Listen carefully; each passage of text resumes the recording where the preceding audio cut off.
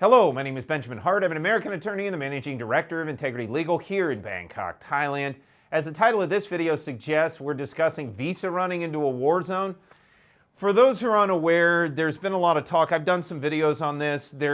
I kind of think it may be a storm in a teacup a little bit. I'm not trying to diminish things or underplay what's going on, but there's kind of a dispute going on at the Thai-Cambodian borders right now. And there's a lot of talk about, the international court coming in. There's a lot of talk about bilateral mediation. I think for the most part, things have kind of quieted down, although it seems social media then causes things to kind of flare back up, and then these rumors circulate, and there's all kinds of consternation at the border. And I was reading a recent article in the Bangkok Post where the author was talking about his own experiences some years ago at the same border that were quite different than even now. Thought of making this video after reading a recent article from the Bangkok Post. BangkokPost.com article is titled "The 1970 Visa Run into a War Zone." Quoting directly, "The Thai-Cambodian border has been in the news lately, and let's hope everything is sorted out quickly and amicably. It sparked memories of the first time I crossed into Cambodia from Thailand back in October 1970. Now that's a long time ago." Yeah, wow. Every time I start thinking, when I meet the old hands, if you will, out here, it always humbles me because, I've been here about 17 years, going on 2 decades, and sometimes, many times, I'm not gonna, obfuscate here. I can be like anybody else. I can get a big head from time to time. I start thinking I know something about Thailand. Then you talk to a guy that does a visa run in 1970, and it's like, well, maybe you don't know every little thing about how it works out here. So it's a good thing to remember. That said, quoting further, "The border had only just reopened after being closed for many years. The crossing point was at Aranya Pratet, from where you had to walk to the Cambodian town of Poi Phet. I was with Bangkok Post colleague Tony Waltham, and for both of us, the trip served as a visa run and the opportunity to experience a new country. It also had its dangers, as Cambodia was an active war zone, being very much caught up in the Vietnam conflict, which would not end for another 5 years. Quoting further, "Poi Phet was not a particularly inviting place in those days and was very much a bustling frontier town with a bit of a Wild West flavor." I would like to say I have been up in Aranya Pratet. We're doing some footage. I'm going to call it, tentatively, I want to call it Checkpoint Benji and maybe do another channel. I haven't quite gotten all my ducks in a row with that. I got a lot of things going on right now. But, I've recently purchased a little house up there, and we're looking to do border runs more and more up along Aranya Pratet. Even now, it has very much a Wild West kind of thing to it. And I gotta say, and I've said this to a lot of folks, I know this sounds kind of crazy, but Sakao going into Aranya Pratet is the only place I've ever been in Southeast Asia that actually kind of reminds me of Kansas or Oklahoma or northeast, northwestern Texas. And before anybody, if you've ever seen the movie Hell or High Water, that film especially where they're driving around, that's very much what, rural Kansas looks like, where you got just these rural roads and it's all kind of flat.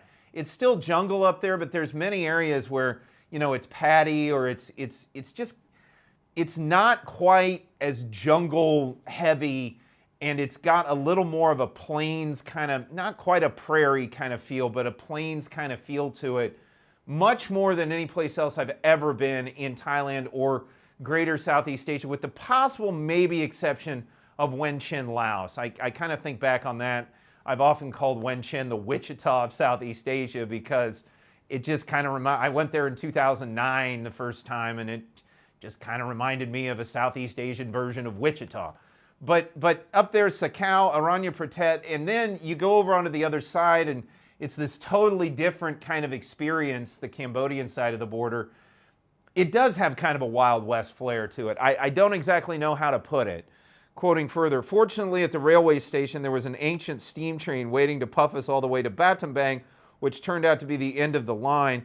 Owing to regular ambushes by communist forces, it was too dangerous for the trains to run from Battambang to Phnom Penh." So I really do urge those who are watching this video, or go check out that article in Bangkok Post, the 1970 visa run into a war zone. It was an interesting read because I love hearing, again, going back to Hell or High Water, or I shouldn't say that, no, excuse me, not Hell or High Water, the movie No Country for Old Men. In the preamble to that film, Tommy Lee Jones talks about, I always like to hear from the old timers. I never missed an opportunity to listen to them if I could.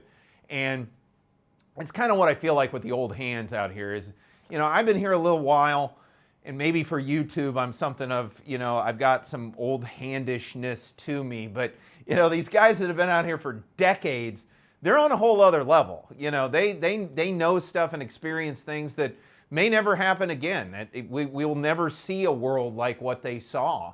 And, in many ways, I think of that as sort of the pre-smartphone era here in Thailand, where, the experiences I had here in Thailand were very different pre-smartphone, and everybody that's been here since or only come here since, you're just not going to understand what it was like before smartphones. I can remember when bars and things here, if you pulled out a smartphone, they'd flip out on you, because they were freaked out about video and stuff, and then things all sort of changed within about a year after we started seeing them come out in force. Thing I'm trying to get to in this video is the more things change to a certain extent, the more things stay the same.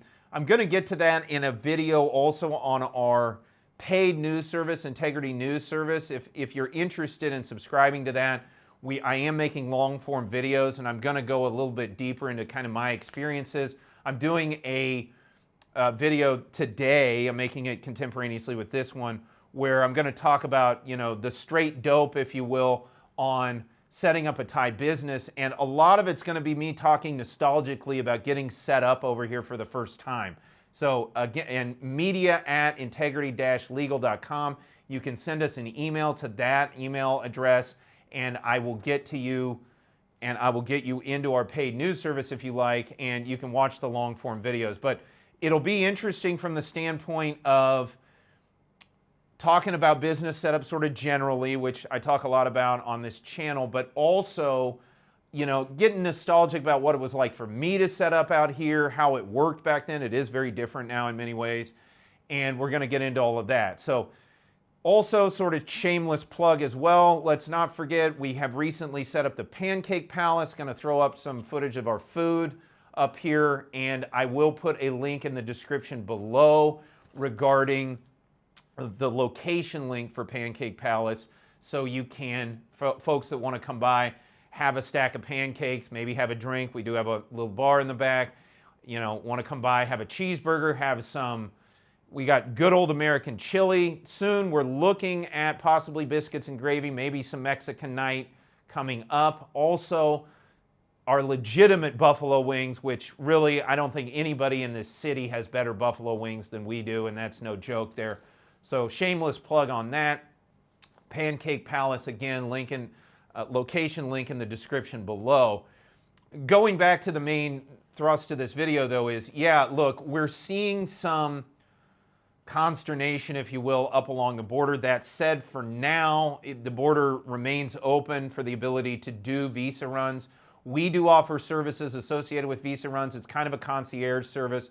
We're not running a shuttle, but if you want to do a visa run and you basically want to be picked up directly at your house, taken to the border, sort of have, walk through all of it, sort of hold your hand, if you will, we can provide that service as well. And for now, it's still possible to use that border up at Aranya Pratet Poi Pet. But yeah, it is a different kind of place up there. And I remember my first border runs in 2008 going into 2009.